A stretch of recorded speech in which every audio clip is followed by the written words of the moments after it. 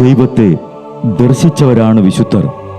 ആ വിശുദ്ധരോടൊപ്പം മാലാഖമാരുമായി സ്വർഗീയ ആനന്ദത്തിൽ ആയിരിക്കുന്ന ഞങ്ങളുടെ വാത്സല്യനിധിയായ അമ്മ ത്രേസ്യാളിൻ്റെയും പ്രിയ സഹോദരങ്ങളായ മണിദാസിൻ്റെയും ബ്രൈറ്റിൻ്റെയും പാവന സ്മരണയ്ക്ക് മുൻപിൽ ബ്രൈറ്റ് ഗ്രൂപ്പ് ഓഫ് അക്കാഡമീസ് പ്രാർത്ഥനാപൂർവം സമർപ്പിക്കുന്നു ഇന്നത്തെ വിശുദ്ധർ.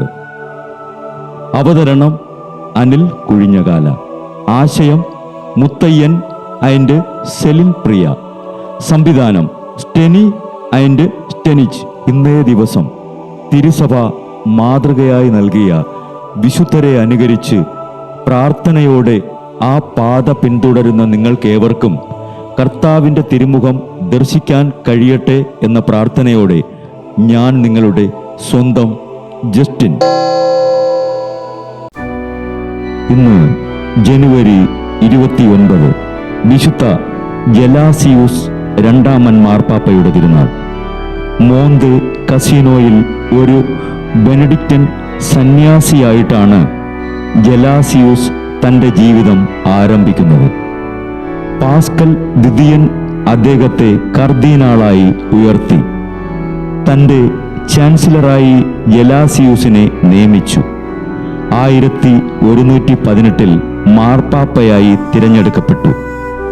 സെൻസിയോ ഫ്രാഞ്ചിപ്പാനി തിരഞ്ഞെടുപ്പിൻ്റെ സാധുതയെ എതിർത്തതിൻ്റെ പേരിൽ അദ്ദേഹത്തെ മർദ്ദിക്കുകയും ജയിലിലടയ്ക്കുകയും ചെയ്തു. റോമൻ പൗരന്മാർ മാർപ്പാപ്പയെ ജയിലിൽ നിന്നും മോചിപ്പിച്ചു വത്തിക്കാനിലെത്തിച്ചു. ഹെൻറി അഞ്ചാമൻ മാർപ്പാപ്പയെ പിടിച്ചുകൊണ്ടുപോകാൻ തുടങ്ങിയപ്പോൾ അദ്ദേഹം ഫ്രാൻസിലേക്ക് പലായനം ചെയ്തു. ചക്രവർത്തി മോറി സുബുർദിനെ എതിർ പാപ്പയായി തിരഞ്ഞെടുത്തു. അദ്ദേഹം 3 കൊല്ലം വാണു.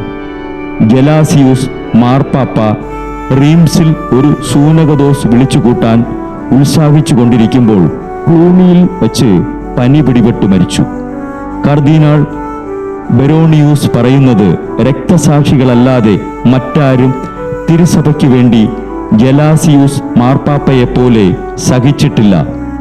ദൈവത്തെ പ്രീതിപ്പെടുത്തി വിശുദ്ധനായി തീർന്ന ജലാസിയൂസ് രണ്ടാമൻ മാർപ്പാപ്പെ ഞങ്ങൾക്കു വേണ്ടിയും തിരുസഭയ്ക്ക് വേണ്ടിയും പ്രാർത്ഥിക്കണമേ.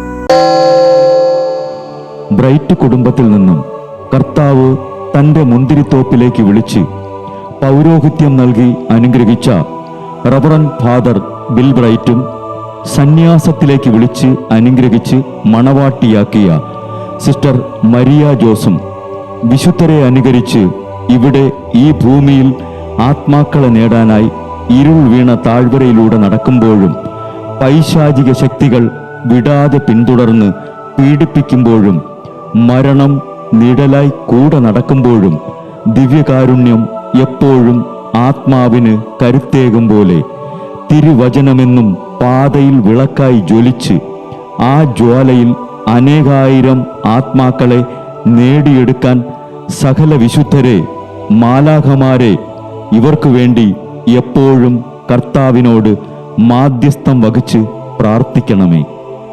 അനുദിന വിശുദ്ധർ നടന്ന വഴിയെ നടക്കുന്ന ഇവർക്ക് പിന്നാലെ കൽപ്പനകൾ പാലിച്ച് കരുത്തോടെ നടക്കുന്ന ഞങ്ങളും ഞങ്ങളുടെ പ്രിയപ്പെട്ടവർക്ക് അരികിലെത്തി നിത്യസൗഭാഗ്യം പങ്കിടാൻ അനുഗ്രഹമരുളണമെന്ന് കർത്താവേ അങ്ങയോട് ഞങ്ങൾ പ്രാർത്ഥിക്കുന്നു.